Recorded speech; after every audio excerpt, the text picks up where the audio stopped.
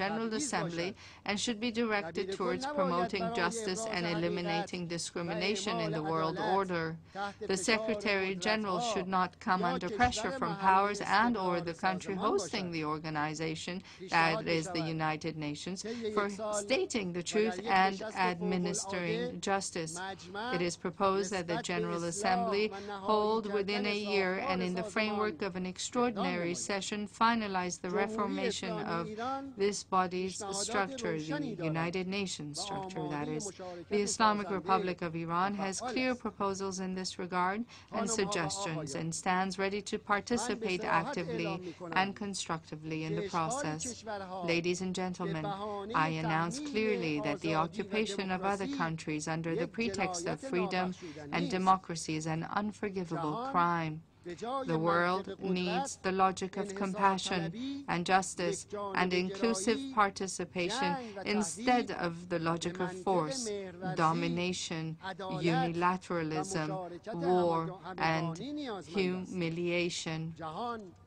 The world needs to be governed by virtuous people like the divine prophets. The two vast geographical spheres, namely Africa and Latin America, have gone through historic developments during the past decade that have altered their fates. The new approaches in these two continents, which are based on increasing level of integration and unity, as well as on localizing the growth and development models, have borne considerable fruit to the people of those regions. The awareness and wisdom of the leaders of these two continents has overcome the regional problems and crises without and free of the domineering interference of non-regional powers. The Islamic Republic of Iran has expanded its relations with Latin America and Africa in all aspects in recent years. And about the glorious Iran.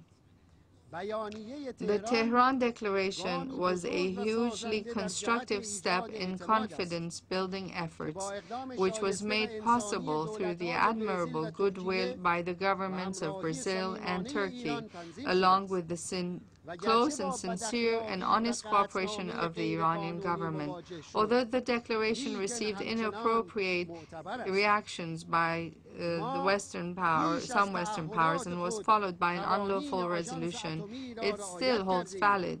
We have observed the regulations of the IAEA more than our commitments, yet we have never submitted to illegally impose pressures, nor will we ever do so. It has been said that they seek to pressure Iran into a dialogue. Well, firstly, Iran has always been ready for a dialogue based on respect and justice.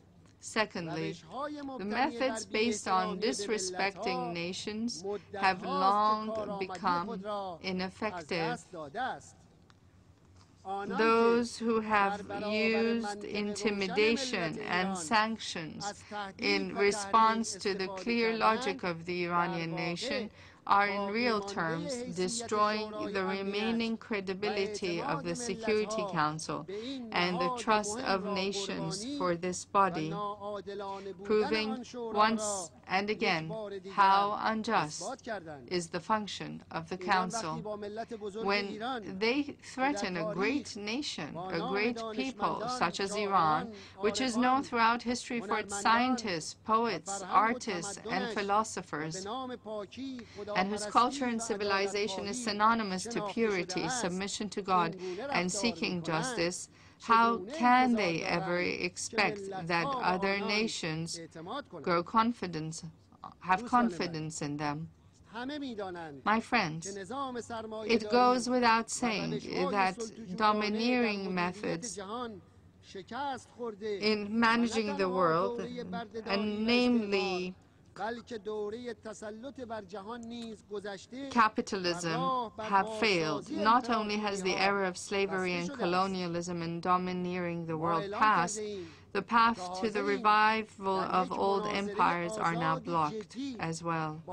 We have announced that we stand ready for a serious and free debate with the American statesmen to express our transparent views on issues of importance to the world in this very venue. It is proposed right here that in order to have a constructive dialogue, an annual free debate be organized within the General Assembly. In conclusion, dear colleagues and friends, the Iranian nation and the majority of the world's nations and governments are opposed to the current discriminatory management of the world. This inhumane nature of management has put it at a dead end and requires a major overhaul. Reforming the world's affairs and bringing about tranquility and prosperity requires the participation of all, pure thought, and the divine and human management that we have been given. We are all of the idea and view that justice is the basic element for peace, durable security, and the spread of love among peoples and nations. It is in justice that mankind seeks the realization of his aspirations, rights, and dignity, since he is weary of oppression, humiliation, and ill treatment. The true nature of mankind is manifested in the love for other fellow humans and the love for all good in the world.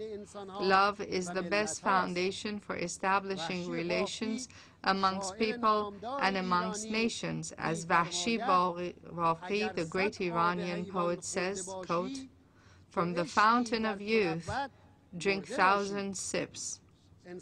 You'll still die if you don't have love's grip," unquote.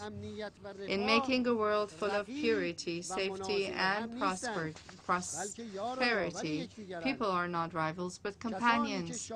Those who seek their happiness but in the sorrow of others, and their welfare and safety but in others' insecurity, those who see themselves superior to others, are out of the path of humanity and are in evil's course. The economy and materialistic means are only tools, some tools, to serve others, to create friendship and strengthen human connections for spiritual perfection. They are not tools for show-off or means of dominating others. Men and women complement each other and family unit with pure, loving, and long-lasting relations of the spouses, which becomes the center and the guarantee for the continuity and the bringing up of generations, for true pleasure, for spreading true love, and for reforming societies. The woman is a reflection of God's beauty and is the source of love and care. She is the guardian of purity and exquisiteness of society. The tendency to toughen the soul and behavior of women deprives them from their very basic right of being a loving mother and a caring wife. It would result in a more violent society with irreversible defects. Freedom is a divine right that should serve peace and human perfection.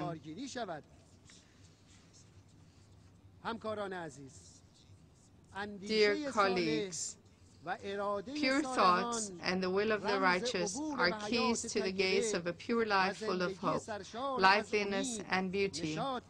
This is the promise of God, that the earth will be inherited by the pure and the righteous, and the people free from selfishness will take up the management of the world.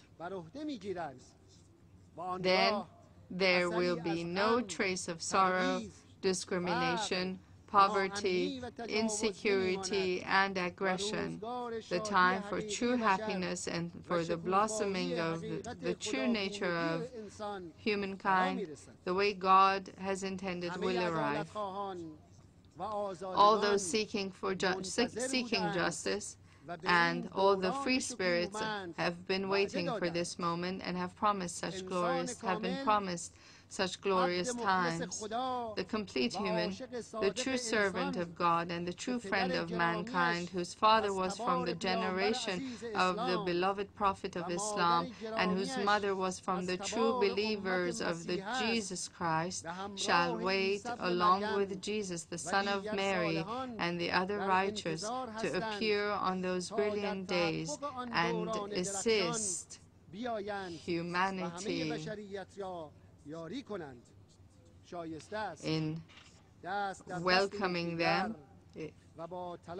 We should join ranks and seek justice as would be befitting of men. Praise to love and worship. Praise to justice and freedom. Praise to the true humanity, the complete human, the true companion of humankind, and peace be upon you and all the righteous and the pure. Wassalamu alaikum wa rahmatullah. Thank you very much.